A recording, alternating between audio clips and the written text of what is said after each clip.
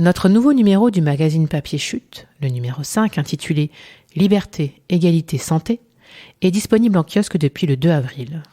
Il est aussi accessible via notre boutique en ligne sur chute.media.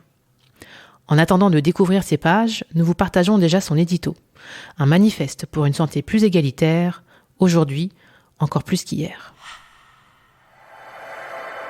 La vie devant soi. L'inquiétude s'est immiscée dans nos vies depuis plus d'1 an. Une inquiétude latente, qui revient à coups de confinement, de couvre-feu, de mesures restrictives. Derrière les chiffres journaliers annoncés de façon si stoïque désormais se cachent des drames, des familles endeuillées, bien trop tôt, des douleurs au cœur et à l'âme qui ne s'estomperont pas. Pas tout de suite. Alors qu'elles paraissaient bien cachées au fin fond des hôpitaux et des EHPAD dans une société où la mort n'avait presque plus sa place en haut de l'affiche, la maladie est devenue notre quotidien, toujours à la une. Dans tout ce drame, nous avons de la chance. Nous sommes en France. Nous bénéficions toutes et tous d'un suivi médical à coût réduit, voire gratuit, en cas de faibles ressources ou de maladies graves. Et le génie humain a œuvré vite, 1 an, et un vaccin, un record. Pourtant, sommes-nous vraiment toutes et tous à égalité face à la vie, face à la maladie, que nous soyons riches ou pauvres? Serons-nous soignés aussi bien que nous habitions à Paris ou Huelgoat, à Bordeaux ou Prémery, dans ces territoires isolés en quête de solutions ou dans ces villes surpeuplées aux services bondés? Pire, serons-nous aussi bien soignés que nous soyons un homme ou une femme? Malheureusement non, là encore. Dès lors, que faire?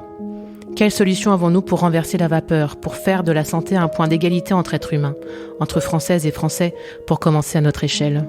Quel rôle peuvent avoir les technologies pour soigner plus, soigner mieux et soigner de façon égalitaire?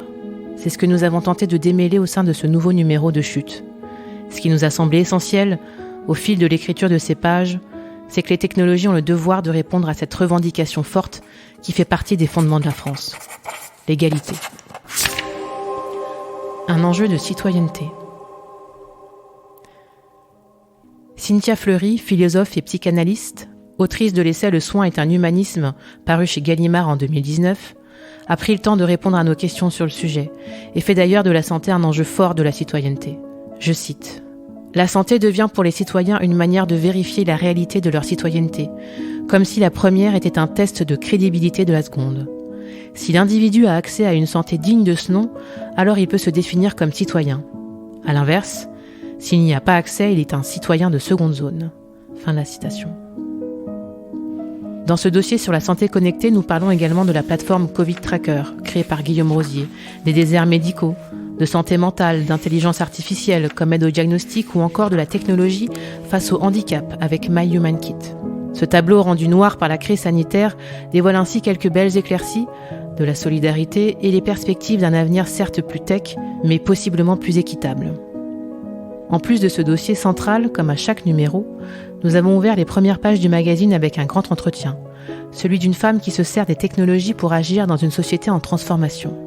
Après Claudie Aigneret ou Dhyarata Ndiaye, c'est vers Célia Audan, docteur en psychologie, spécialiste de l'UX design, que nous nous sommes tournés, afin de comprendre le rôle qu'elle a eu dans le succès de jeux comme Fortnite et surtout l'impact qu'elle entend avoir dans cette industrie connue pour son sexisme, qui façonne pourtant la pensée de bien des personnes. Déambulation lumineuse. Nous vous proposons ensuite de prendre de la hauteur pour réfléchir à un sujet essentiel du numérique, touchant de près les champs des libertés, le possible démantèlement ou la nécessaire régulation des GAFAM. Comment ces mastodontes de la tech mettent-ils en danger nos démocraties au travers de leur modèle économique et de leur mainmise sur le marché? Nous en discutons notamment avec Olivier Ertscheid, auteur du livre « Le monde selon Zuckerberg ». Place aussi un peu plus de lenteur, avec un portfolio lumineux, une déambulation photographique invitant à la découverte. Cette fois-ci, nous vous emmenons dans les coulisses d'une exposition d'art numérique, Détour, mise en place par le collectif Visual System, bientôt à la Gaîté Lyrique à Paris. Les technologies en arrière-plan y sont au service de la symbolique et du sens. Comme à chaque fois, nous vous offrons aussi la possibilité d'écouter quelques-uns des articles présents dans ce numéro sur Chute Radio via votre plateforme de podcast préférée.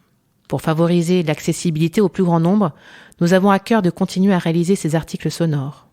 Nous vous proposons aussi un nouveau rendez-vous en plus de celui-ci de ce magazine trimestriel, un podcast mettant en lumière les femmes de la tech que nous avons intitulé « Toutes rôle modèle ». Chute est une aventure média qui continue et se transforme grâce à vous. Merci de nous soutenir à travers vos abonnements, vos dons, vos petits et grands messages. Le numérique d'aujourd'hui comme de demain se façonne avec vous. Continuons de le faire bouger dans le bon sens. Bonne lecture.